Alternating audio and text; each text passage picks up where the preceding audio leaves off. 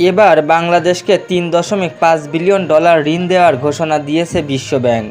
অন্তর্বর্তী সরকারের সংস্কার কর্মসূচির সহায়তায় সহজ শর্তে এ ঋণ দেবে সংস্থাটি। নিউ ইয়র্কে প্রধান উপদেষ্টা ডক্টর মোহাম্মদ ইউনূসের সঙ্গে বৈঠকে এ কথা জানিয়েছে বিশ্বব্যাংকের প্রেসিডেন্ট অজয় বাঙ্গা। বুধবার 25 সেপ্টেম্বর নিউ ইয়র্কের স্থানীয় সময় দুপুরে ডক্টর ইউনূসের সঙ্গে সাক্ষাৎ করেন বিশ্বব্যাংকের প্রেসিডেন্ট অজয় বাঙ্গা।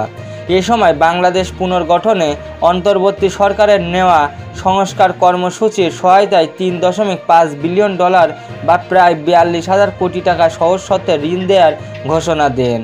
এর মধ্যে নতুনভাবে দেয়া হচ্ছে প্রায় 24,000 কোটি টাকা, আর আগের ঋণ সহায়তা থেকে 18,000 কোটি টাকা দেয়া হবে বাংলাদেশ পুনর্গঠনের সংস্কার খাতে। বৈঠকে ডক্টর ইউনূস তার নেয়া সংস্কারমূলক কাজের জন্য বিশ্বব্যাংকের আরও সহায়তা চান।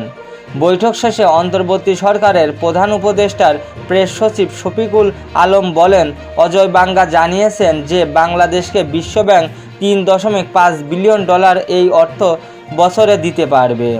দর্শক, ইউনূস সরকারের এই মুহূর্তে বাংলাদেশ ব্যাংক থেকে ঋণ নেওয়া কতটুকু যুক্তিযুক্ত তা অবশ্যই কমেন্টে লিখে জানাবেন। আর ভিডিওটি বেশি বেশি শেয়ার করবেন যাতে করে সবার কাছে পৌঁছে যায় এই খবরটি।